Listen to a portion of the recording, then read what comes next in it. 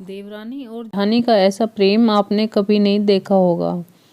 शर्मा जी की पत्नी शशि अपने छोटे बेटे की शादी को लेकर बहुत परेशान थी। कितनी सारी लड़कियों की फोटो देखी, लेकिन एक भी लड़की उन्हें अपने बेटे के लिए बहू के रूप में पसंद नहीं आ रही। थोड़े दिन शशि अपने बहन के घर एक गोद भराई के एक छोटे से फंक्शन में गई। उनको वे लड़की बहुत ही अच्छी लगी। उन्होंने घर आकर सबको बताया। सबने कहा ठीक है, बात को आगे बढ़ाते हैं। उन्होंने कुछ रिश्तेदारों से पता कर लड़की के माता पिता से बात की और लड़की की तस्वीर मांगी। अपने परिवार को दिखाने को और मिलने का भी तय किया। लड़की के पिताजी ने लड़की की फोटो व्हाट्सएप पर भेज दी। जैसे ही शशि जी के पति विनोद और बेटा कुणाल दुकान से आए, शशि जी ने उन्हें फोटो दिखाई और बोली, मुझे यह लड़की बहुत पसंद है, मैं इसको ही अपने घर की बहू बनाऊंगी। इतना सुनकर कुणाल को गुस्सा आ गया। कुणाल ने कहा, मम्मी आपने अपने मन से मेरी शादी कैसे तय कर दी? क्या आपने मुझसे एक बार भी पूछना जरूरी नहीं समझा? और सीधे लड़की देखी और शादी फिक्स कर दी। और तो और लड़की देखने के लिए हाँ कर दी। एक बार भी पूछ लिया होता मुझे लड़की पसंद है या नहीं। तभी कुणाल के पिताजी बोले, बेटा इसमें तुम्हें क्या पूछना? क्या हम तुम्हारे लिए गलत लड़की का चयन करेंगे? और अगर ऐसा करना होता तो कब का कर चुके होते। तुम्हारी माँ ने पता नहीं कितनी सारी लड़कियों का फोटो देखने के बाद इस लड़की को पसंद किया है। कुणाल ने साफ साफ कह दिया, मुझे शादी नहीं करनी। यह कहकर कुणाल अपने कमरे में चला गया। कुणाल जब अपने कमरे में चला गया तब कुणाल की बड़ी भाभी कामिनी कमरे में गई और बोली, क्या बात है कुणाल, अच्छी तो लड़की है, तुम क्यों मना कर रहे हो शादी करने से?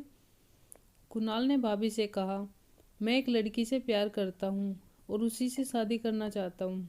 भाभी ने कहा, देवर जी अगर ऐसी बात थी तो पहले बता देना चाहिए था ना। माँ जी कब से परेशान थे आपकी शादी के लिए, कहाँ कहाँ नई लड़की देखी। कुणाल ने कहा, अगर कोई मुझसे पूछे तब तो बताऊंगा ना। क्या मैं अपने आप से कहूँ कि मैं शादी करने जा रहा हूँ? कुणाल की भाभी कामिनी ने जाकर अपनी सास से कहा, कुणाल किसी लड़की से प्यार करता है और वह उसी से शादी करना चाहता है। शशि जी यह सुनकर बहुत गुस्सा हुई और बोली, जब उसने लड़की पहले से ही पसंद कर ली थी तो मुझे बता देता, लेकिन मैं जब तक लड़की नहीं देखूंगी मैं शादी नहीं होने दूंगी। तो कुणाल ने अपनी गर्लफ्रेंड कृतिका को अपने घर वालों से मिलवाया। कुणाल के घर वालों को कृतिका पसंद आ गई।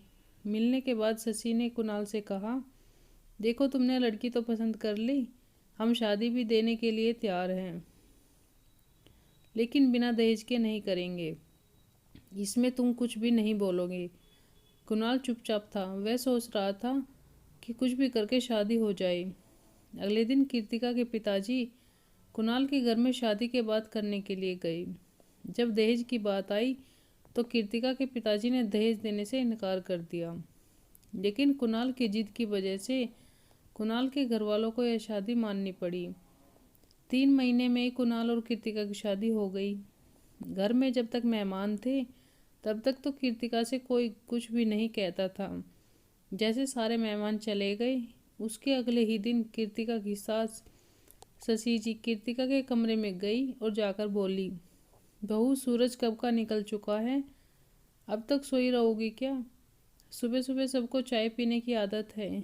आज तो देर से उठ गई, लेकिन कल से 6 बजे के पहले ही सबको चाय बनाकर दे देना।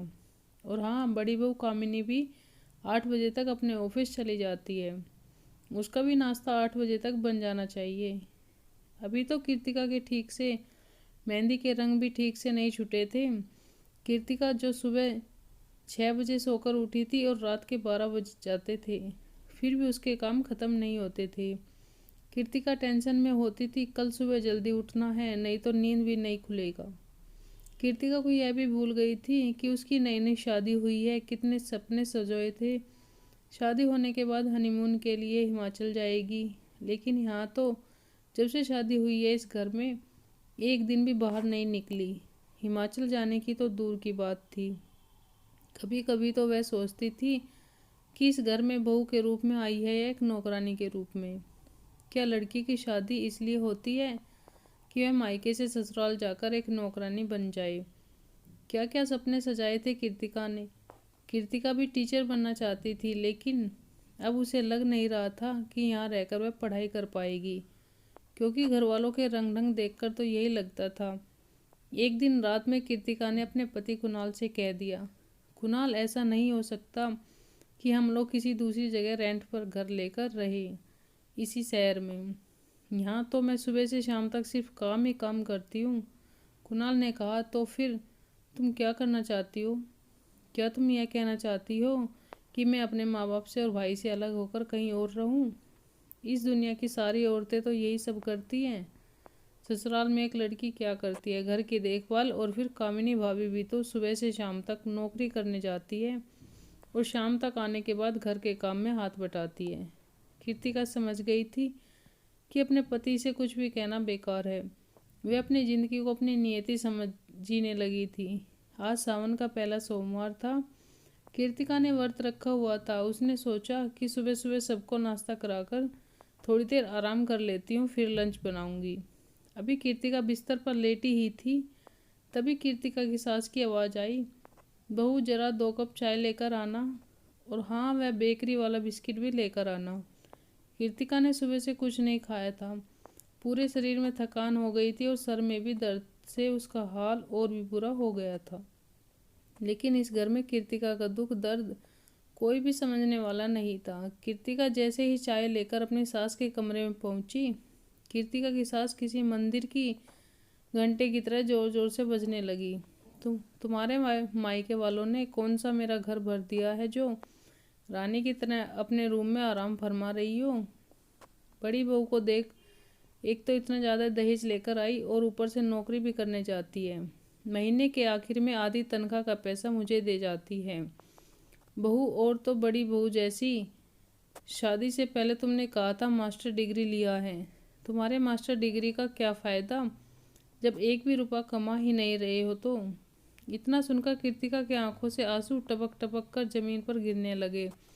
कीर्तिका ने रूंधे हुए गले से बस इतना ही कहा, माँ जी, आज सावन का पहला सोमवार था, इसलिए मैंने व्रत रखा हुआ था। सिर में दर्द हो रहा था, इसलिए थोड़ा आराम करने चली गई थी। कीर्तिका का कमरे से बाहर जाते ही शशि जी की सहेली ने कहा, आजकल की बहुओं का यही हाल है, बहानेबाजी करती रहती है जिससे कोई काम ना करना पड़े। एक हमारा जमाना था, सास को एक बार भी टोकने का मौका नहीं देते थे, और आजकल की बहुएं झट से जवाब दे देती है। आज कीर्तिका के आत्मसम्मान को ठेस पहुंची थी। उसने मन में सोच लिया कि बस अब बहुत हो गया, अब वह भी जॉब करेगी। आखिर उसने भी तो इतनी पढ़ाई की थी।